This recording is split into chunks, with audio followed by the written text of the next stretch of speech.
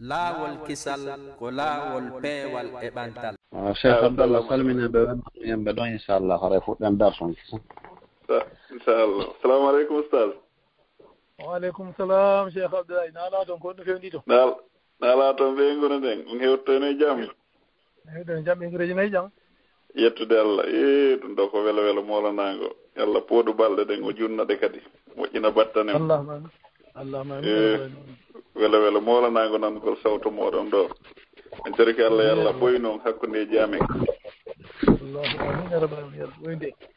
inchallah ɗo ɗe gara men uddite toon dambugal ngal men accita e saabije ɗen oustaz Ahmad inchallah o nani awa inchallah aray ko sadi mon ko tooli inchallah ɗon jarama foti nden inchallah so Ahmad joni meɗen uttude dambugal ngal men accita on e saabi on nani inchallah cheikh inchallah alhamdulillahi rabbil alamin summa salatu wassalamu ala man bu'isa rahmatan lil alamin nabiyina Muhammad ibn Abdullah wa ala ahlihi wa ashabihi wa man tabi'ahum bi ihsanin ila yawmiddin wa sallama tasliman kaseeran amma ba'd. Assalamu alaykum wa rahmatullahi wa barakatuhu. Musibbe julbe tedduɓe ɓaawo yetti Allah subhanahu wa ta'ala on Allahjo waɗɗo ko hana yettirede yettuɗo hoore muɗum foduɗo se yetti o ɓeyda e nemaji makko ɗin e dow meɗen sen dulli ronki yettude haala rette makko ɗen no satti ɓaawo ɗum duwanden nelaɗo sallallahu alayhi wa sallam on nelaɗo neliraɗo saabu yurmede wonande nde tagore ɓe yettini ko ɓe nela kon fof hay hunde ala ko nelaɗo ŋacci si wona ɓe yettini hoore laaɓa reedu ɓaawo ɗum hara men salmini on salminago islam salminago addayngol giggol e wowodiral hakkundeji julɓe ɓen nokku kala ko wonɗon e nokku kala no fewdorɗon ko wonɗon heɗade men fewdo ɗo e ɗi jemmaji waɗadi barki jemma juma hande kadi no wowiri noon e no andirɗon noon haray si o saayi ɗo hewti haray hiɗe wondi e karmakoɓe meɗen ceernoɓe meɗen tedduɓe ko radio meɗen laawol kisal e hiɓe anditinana en diina meɗen kan ko anduɗen e ko en anda kono Allah wiiri noon fa zakkir fa inna dhikra tanfa'ul mu'minin andintin belajo ko andintinta kon nafay gondimɓe ɓen haray hande kadi hiɗe wondi e ceernoɓe meɗen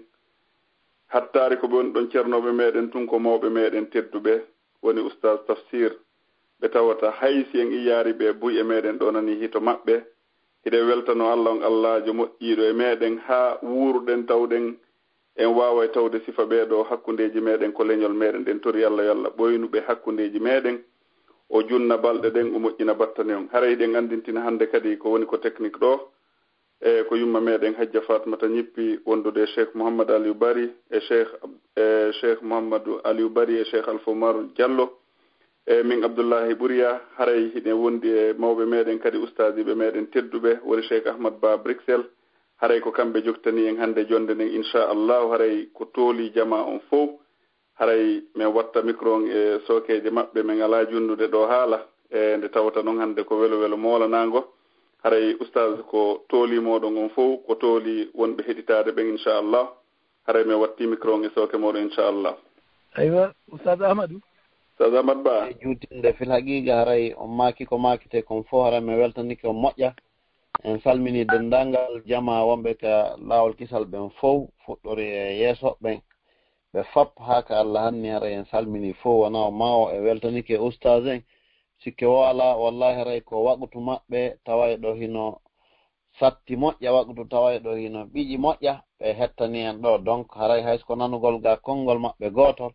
haray enen no wonana en teddungal molanangal e waso e weltare molanande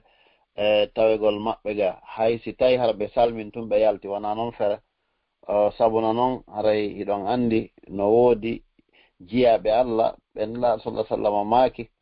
Allah no waɗi barki e dillandeji maɓɓe ɗin fof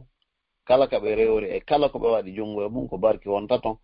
noon haray inchallah eɗen tori Allah yo Allah waɗan en ɗum si tawi ɓayi waqtu on muutike moƴƴa ka fen inchallah haray woode ko yoɓɗen ko raɓɓiɗi yon haray jonnonen konngol oustaz en ɓe waɗa darso on ber ko Allah noni ɗo inchallah wa jazakumullahu khairan shukran alhamdulillahi rabbil alamin wassalatu wassalamu ala rasulillahi wa nabiyyihi Muhammad al-amin sallallahu alayhi wa sallam. Assalamu alaykum wa rahmatullah. Wa alaykum assalam wa rahmatullahi wa barakatuh. haray ko min taji yel wiɗen accon hakke usaden ɗo no newori o siko capannayyi joyi ko ber ko Allah subhanahu wa ta'ala newnani o haray en la fusalatu siko sappo kadi inchallah bon haray waki assalamu aleykum rahmatullah haray ko weltanagol on e ɗeɗo golle moɗon en torke jomiraɗo subhanahu wa ta'ala yo Allah waɗan en tawfiq e majje amin ya hawren ɗum e gonga warska en jokkude haray toujours no wirɗon ni ɓaray radio mo anndanɗa hoore ma udditoɗo duuɓi joomiraɓe gande docteur uɓe ceerno e meɗen alamo rewaali e ton haray koko wiɗon ko hayso ko nanngol konngol ango batum mi salmina o haray miɗo tañƴini ɓurata ɗum haray no gasa komi wowlata ɗo ko koko wowla yondere hande feƴƴinde walla ɓooyaade haray mi lanndino piiji ɗiɗi si tawi mi haray ga komi yowata yewtiran komi faala yewde komi muɗum yettugol nemaji Allah ɗi Allah waɗani en ma ɗum gollodiral hakkunde meɗen enen wuuruɓe ɓe wono ustadi en suɓanni ɗen yo yer konnguɗi ɗin koɗi juuti walla ɗi raɓɓiɗi yo woɗi e nder fi gollodiral hakkunde julɓe aray mi windali e muɗum minni mi winda ɗa ƴettaɗa wawata joni ara ko yer konnguɗi kala ko Allah longdinimi muɗum mi torki Allah aray ko wurtete kon fof kadi onon kokon heɗotoɓe soɗo fof wurte suuɗaki haray wona ko suuɗi enen fof koyen annduɓe jomiraɗo subhanahu wa ta'ala no rasul sallam makini mbi wa man yuridillahu bihi hayran yufaqihuhu fi ddin kala mo jomiraɗo muyani moƴƴere e jiyaɓe makko ɓen ko hunde wotere o faaminayɓe diina kan o fi on ɗum ko diina jomiraɗo tagiri yimɓe fi mum koye ɓe anduma ɓe rewamo joni diina kan defte ɗen ɓe fecca ɓenna ko woni e diina l'islam kon ko fecce tati ɓen ko gede aqida walla tawhidi walla no andinira fof andugol taguɗo en addi en ɗo on andugol sifaji makko imo waɗi alamaji ɗi o andite ko ɗi si ɗum feƴƴi hakkude meɗen e makko sen andima koyo en rewmo o suuɗali o wiya ko tagri dendagal bani adama ko wiyete neɗɗo e jinnaji kan o addi ɗo ko fi yoɓe rewmo yoɓe sellin rewgol ngol ko ɗiɗo ɗiɗoni pileji ɗin ɗiɗi e deftere suutre ɓe waɗa e l'islam no jeeya ɗum gollodirgol hakkude wuuriduɓe ɓe wona hakkude julɓe tun Allah waɗi joni noon si en daari ko ɗum ɗon wata way ko sakkiti kono ɗeyaɗa piiji ɗiɗi ne wawi wasi ko saaku hun ka golle ɗen watte ɗon wiyete gollodiral ngal saabu jomiraɗo subhanahu wa ta'ala o suuɗali rasul sallama feññinani en hakkunde meɗen e makko nde o landinomo amum jaɓaɗo inode ma est ce que ene andi kowoni haqqe Allah eɓe o tagi o addi e hoore oɗo adna ɓen nde o wino kanko ko Allah wa rasuluhu a'lamu no aɗa remarque ko an yabuduhu wala yusriku bi shay'an kono ɓe andatamo ɓe rewamo hara ɓe rewi daalimo hay fus o wi joni o landitimo andu kadi o wi wondema si tawi kamɓe ɓe waɗi ɗum est ce que ɗa andi kadi koɓe jogui kamɓe kadi ko Allah haqqe ko Allah ɗum mana ko Allah waɗanta ɓe o jaabi ko jaabino gon ko Allah e nuraɗo muɗum woni andu o wi ko nde jomiraɗo lettata mo sirkanali ɗum ɓural tawhidi no ɓuri fof si neɗɗo andi noon Allah heeferɓe salinoɓe rewde mo ɓe walla rewrunoɓe no sikki ko ni rewde tawi wona noon ɓen hiɓe anduno Allah ɓurana tabintinani en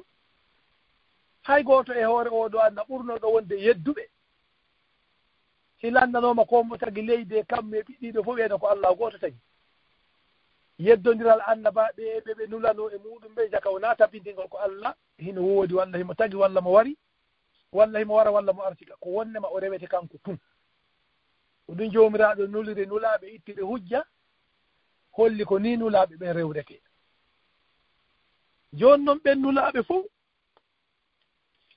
hino wooduno jikkuji ɗi Allahu waɗuno e maɓɓe ɗi tawata ko ɗi ñemtinte ko ɗi jokkete dewe Allah ɗe kala no rewruɗa sinano ɓe rewri ni Allah subhanahu wa ta'ala wi ko o jaɓata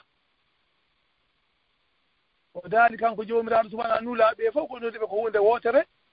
ko rusulan mubashirina wa munzirina li alla yakuna linnasi ala llahi hujjatun ba'da rusuli nulaɓe ɓe fof enseignera ko nodiriɓe koyoɓe hollu kala malaɗo no rewdete ha male koyeɓe wewlinirde ndaga ɗoftiɗo ɓe waɗi koɓe waɗi ko haaɗi e mum tawi ɗum no weli ɗum so maayi e mum ko alijanna o fokkiti yo ande attade o mayde kala waɗɗo no ɓe warrali ni so maayi e mum ko jahannama o fokkiti yo ande attade mayde jomiraɗo timminiri ay on ɗon ko fewnugo waɗi ɗum ko li allah yakuna linnasi no ala llahi hujjatun ba'da rusul honnugo warri ɗum koyta goto yahu yawmal qiyamati ko allah harano jogii hujja allah tagrinoma ko fii yo rewmo kono andali no o rewdete allah no mbi ɓuron makko timmire ɗum kadi ɓayri koye yimɓe nulaɓe ɓe nula o nuli honoɓe maɓɓe jomiraɓe gande no firiri si tawi no jomiraɗo tagino en wi'i tagri en ko fiyo en rewmo o ndaari ɓe en hawta jikkuji ɓe en hawta façon ji ɗin fof o nuli e men ɓe wawatano en hollude piiji ɗin fof si ɓe hollino en no ñamirte walla no yarirte walla no yahirte ɓa hoggo walla no ɗanorte si tawi ko malaika allah nunɗo e men ɓe wiyama ɓen jombata ɓe hollatano en sey konno jomdirten ɓe hollatano en rewten allah ɗum ɗon itti ɗin ɗon fof mawdu meɗen hannde noon ko gollodiral noon jomiraɗo subhanahu wa ta'ala no wi gollodiral e hoore oɗo aduna aya qur'ana mo jomiraɗo a'udhu billahi min shaitan rajim ati'u llah wa ati'u rasula wala tubdilu a'malakum ɗofte allahu ɗoftoɗon nulaɗo mo wota o bonnu golle moɗon bimana kala golle ɗe gollodon si tawina sunna rasul sallam rewi e majje ko wona gongaji joni noon rasul sa sallam jomiraɗo nulimo o wimo inna arsalnaka shahidan wa mubashiran wa nadiran wa da'iyan ila llahi bi idnihi wa sirajan munira jomiraɗo daali o nuli annabijo muhammad sallah sallam e meɗen yo o seedi to dendangal golle ɗe allah o jaɓoyta yawmal qiyamati yo o wewlinir dendangal waɗirɗo ɗe noon ko alijanna fokkiti yo o rentin dendangal mo waɗiraliɗe noon ko yiite jahannama o fokkiti allah o daali ko o nodduɗo yimɓe ɓen kadi o huccintini ɓe ka allah joni noon noddandu makko ndu'u hino waɗi façon no o gollodiriri e yimɓe hiɗen wawade ɗo misalji ɗiɗi tun si aren e ayejo ɓurana yowitiɗe ɗum nde rasul sallama feeñi noddugol e makka ɓe tampina ɓe lorraɗo rasul sallama proposani ɓe yoɓe yaw e leydi ka heeferuyagal wonno habasa Éthiopie o wiɓe wondema lanɗo no toon haysi wona e diina woota wonɗen kono kanko himo jogii nunɗal ha goɗɗo toñatake ka makko nde o yaddo no heeferɓe makka wonnoɓe contor kaɗo diina ɓe wanno délégation ɓe yahi waddidirgol ɓe e lanɗo o waɗa façon ji fof e dokke yoɓe accituɓe ɓe artira ɓe ko fuutiɓe yimɓe mum koɓe feppali e musidal mum joni o jonnituɓe ɓe hara woden ko qissa andaɗo jangga ɗum janguiɗa ka defte sowdu fof kono ko hollugol on keefeero asawa on julɗo noddanoɗo wano Ja'far ibn Abu Talib on hari naati e l'islam kañum ko ɓiɗɗo bappa makko himo jeyano e ɓen feruɓe yaa ton nde heeferɓe ɓen imminno o ɗon arɗo yoɓe jonnituɓe yimɓe maɓɓe o noddunoɓe o landiɓe ko honɗum woni probléme hakkunde moɗon e yimɓe moɗon no jeeya e muɗum ko o wino ko hunde wotere o landi wondema asko moɗon onon ko hombo andi o tigi on ɗon ko julɗo woni e sifade kono sifade on ɗon Ja'far ibn Abi Talib ibn Abu Sufyan nde o naatali e l'islam nde nuwaɗo tamtama winduno lettere windani lamɓe jonni Dihiyata Kulabiyo naɓu jonna Hirqal on ɗon adduno ko keefeɗo ko Abu Sufyan en ko julayagal yano toon ɓe ɗaɓɓita adda o landinoɓe ko honɗum woni o gorko moɗon nde o fuɗɗimo yendude o yina ko feetuɗo ko luuro o yina ɗum milanɗima sabu nde o nuni hoorejo police makko yo yaw ɗaɓɓitoya wondema e arabuɓe sunninaɓe ɓe o hoyɗi wondema no jogori ittude laamu makko ɓe ɗaɓɓitoy ɓe yahi ko Abou Soufiane ɓe addoyno no fillora wonko Gaza e Palestine ɓe yaano ɓe yiide e hoore police addi ɓe fof ka makko o landi o ko hombo e moɗon ɓuri wonde ɓattodiriɗo e oɗo lanɗo e oɗo gorko feeñuɗo ka moɗon o yawi ɓe opération joyde Abou Soufiane o ko yi ko kanko tawi mo wondi e yimɓe wowi yimɓe 9 wonti 10 lanɗo o noddi ɓe o wiɓe joni min meɗen lando on hunde wotere ɓay ɓe nantodirta o addi nantinowo o wi ɓeyaɗa kala ko oɗo wowli tawi wona gonga yoɓe signal hita ɓe wowlu kono yoɓe signal ɓe anda o feni Abou Soufiane natali l'islam ko kefeero on tuma kono o wi o fenata fi honɗum o fenata kamɓe ɓe jogaki wide aada fenata ɓay hara ko muamala wonde nge yewde ɗo hara enen julɓe ɗo ɓuyi e golleji ɓuyi ndara haray si tawi no wawi wonirde noon o wi o fenata fi honɗum hatta o fena no gasa si a fenani ɗo siɗɗo ma hande woɓe hotoyɗo ñande go'o ɓe aybiniray noon o feni so woni tun mo laɓɓina hoore makko yini kanko na o feno ɓe nanono a meeɗi fenude nokkel kaari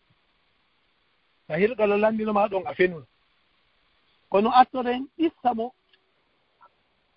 mo lanɗo Éthiopie landino Ikramatu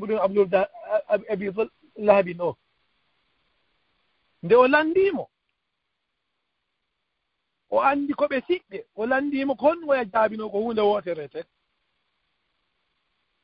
o wi ko an yo lanɗo ayyuhal maliku attade oɗo nulede amen kunna ahla jahiliyatin to men yimɓe majjere num woni jahiliya ko yimɓeɗen no jeeya ko men waɗayno o feññinanimo détail hino jeeya muɗum na abdul asnama meɗen rewayno sanamuji meɗen ñamayno jiibe wona atir fawaysa meɗen arayno e pankareji ko tawata onkin jaɓata labina ɗum meɗen taƴayno en ɗanji wanu si'ul jiwaru meɗen bonno wondigu jon doole amen wuuri koye tosokun amen fofuɗo o wi koye ɗum men wonno ha jomiraɗo nuli e amen neɗɗo jeeyaɗo e amen meɗen andi asko makko meɗen andi gongugol ngo meɗen andi hoolare makko e nefinagol men waggol piiji fof o noddi men kadi e l'islamu honɗum o noddi men e Allah yo men wotinin Allah men rewamo kala ko men rewayno ko wona ɗum men accita e sanamuji menen e babiraɓe amen o yamiri men kadi honɗum si meɗen wowla yo men goongu emen halfinama hoolare yo men jonnitu yo men jokku en ɗan yo men moƴƴu wondigu yo men kala ko ɓe a hino harmi yo men rento e ɗum ore wargol yimɓe ñamugol ko harmi o haɗi men pankareji fof e wowlugol penale e ñamugol jawli al yatima e tuumugol neɗɗo mo a andana fus o yamiri men yomin wotinde rewgol Allah hara mi rewanalimo hay fus rewidalimo hay fus o yamiri men juulugol yettugol zakka e hoorugol nde men gomɗinnomo men jokkimo e ko addani men ko o men harmina kala ko harmuno ko harminani men ko men ɗoftimo e mum ko daginani men ko men dagini ɗum yimɓe amen ɓe woni contor amen issa o ɓayra haray wona ko faala ɗen ko rewgol si ara e ko faala ɗen yewtude ko o hollude wondema rasul sallam oɗo ko julɗo ko ɓiɗɗo bappa makko naatɓe l'islam kono ko ɗum o sifima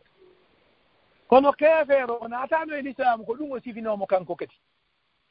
lanɗo landimo wondema a ko honɗum waddi ko hombo e mon andimo o landimo question goto ko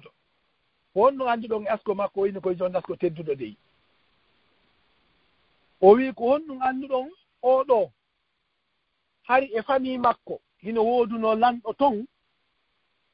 o yeyno o way ala toon lanɗo hay goto meeɗa pooɗa lamɗo o wi wondema o landimo est ce que kaaɗo haala ka o wowli hari e leñol moɗon goɗɗo wowli ka o yino o way laawolkisal ko ɓe landimo peewal e ɓantal o himo fena oyo fenata ɓe landimo himo jam fo ɗon ka deta imo villi ɗon o inni wondema ha ko ɗon tun o faalano ɓisude ka o wirti hoore makko o inni o jam faaki taw kono noon meɗen jogii aaɗi mom eɗen tañƴini o firtoyay on ɗon haali enen defte eɗen janggi ɗum ɓayra en annda heeɗiɓe mi annda ko homɓe heeɗi bon jooni lanɗon oɗo kañum kadi ko yimo ko hunde wotere o wi jooni ko honɗum o yamiri o e mum o yamiri men koye mere Allah gooto wota men sir kammo yomin moƴƴi wondi o linti ko oya lintino ko keefeɗo julɗo fof siwi rasulu sallah sallam hollude mo no noddana l'islamu si tawi enen tigi wonɓe e noddude wi haray ko l'islamu haray no fota ande ɗiɗi o sifaji ɗi o wonno e muɗum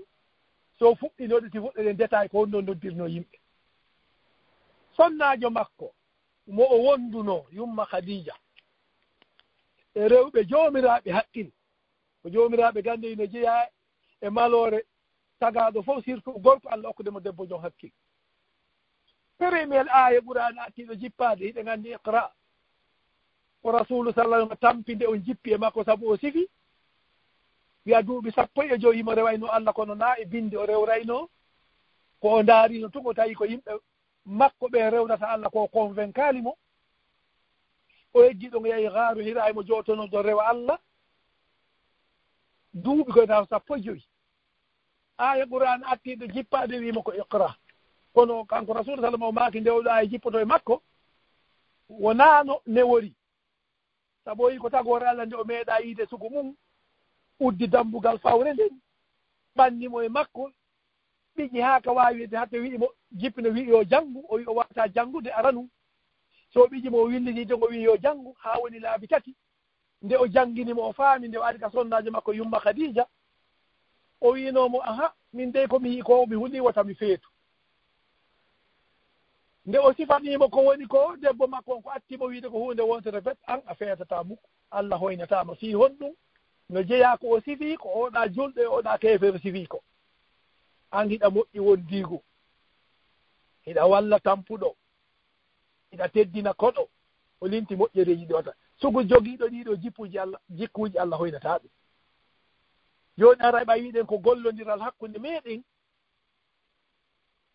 wiiɗen suɓiɗen mawdu on ndaaren ko joomiraaɗo subhanahu wa taala atti wiide en dendanga ayejo ɓurano bus ɗen wawata lintude wondema yo en moƴƴi golle men kala ko waweten gollude no jeeya ɗum ka joomiraaɗo subhanahu wa taala daali wa ma tafalu min hayrin fa inna allaha bihi alim kala ko golluɗon do e moƴƴere onon bani adama Allah do hino andide himo andite o yo ɓay kanko kadi o daali ay goto wafalul hayran allakum tufluna golle kala ko moƴƴi mbela koyɗo yoɓoye o daali ay ɓuran hal jazaul ihsani illa ihsanu mo golli ko moƴƴi e hoore oɗo aɗa ko hatta o gol yoɓe ko moƴƴi Allah toñata joni noon haray waasude junnude ko faalaami yo e rew miɗo fellitade hen ko ɓuri heewde ɗo ko haray ko nodditiiɓe ko moƴƴinayɓe moƴƴinirgol imma konngol walla golle walla moƴƴude kawtal ɓe wondi ɓay selli rasulu sallah sallam maaki wondema kala mayɗo nayo e seedeɓe kawtal ɓe makko seeditanimo moƴƴere makko Allah wi ay jaɓi seedeji kawtal ɓe ɓen e makko o yaafike ko heddi ko joni noon enen surtout ɓeɗo taƴƴini ɓuri heɗade ko tawtana wonɓe e leydi muɗum ko ɓe tawata enen joni si tawino yuɓɓodiral ngal fii yo moƴƴi o waɗino programme goto andi ko ni moƴƴinirte wondema miɗo fellide ka moƴƴinte toon kadi hino serti saabu moƴƴingol rasulu sallah sallam o kila sayno ino andi ɓeeɗo ko ɗum ɗo moƴƴinirte ɓeeɗo ko ɗum ɗo moƴƴinirde ko ɗum so moƴƴi e yahudu moƴƴi e julɓe moƴƴi e heefeɓe moƴƴi e deɗo kono ɓeeɗo fof no e façon no moƴƴirtemo joni noon premier ko suɓiɗen ko moƴƴude gollodiral wiyeten ko moƴƴodiral gollondirgol hakkude men e jomiraɗo subhanahu wa taala tagguɗoma adde e hoore oɗo aduna waɗanma piiji ɗin fof o yamirma o wima ya waɗɗum ya acci ɗum o ɗo ko haqqeji no rasul maki no haqqeji makko Allah e me'en yo en rewmo yen waɗu ko wi si feƴƴi ɗum dendagal moƴƴere rewnde en nuwaɗo Allah sallah hewti en ɗo kala naatoyɗe aljanna aray jomiraɗo no waɗi rasul sallam no jogii geɓal mum sabu koko rewi e makko peewal addi e meɗen moƴƴugol oɗo feññingol sunna makko darano ko wi sifo jikkuji no sifori ɗum ɗo kadi ko moƴƴingol no waɗi moƴƴingol ka moƴƴintaka Allah ko moƴƴinaka rasul sallam e ko moƴƴinanta jinna e ma ko jomiraɗo yoga e ayeji o hiɓɓinide haqqe makko kanka Allah haqqe jinnaɓe wakaw dali kanko Allah wa qada rabbuka alla ta'budu illa iya o rewi ɗon dirata wa bil walidayni ihsanan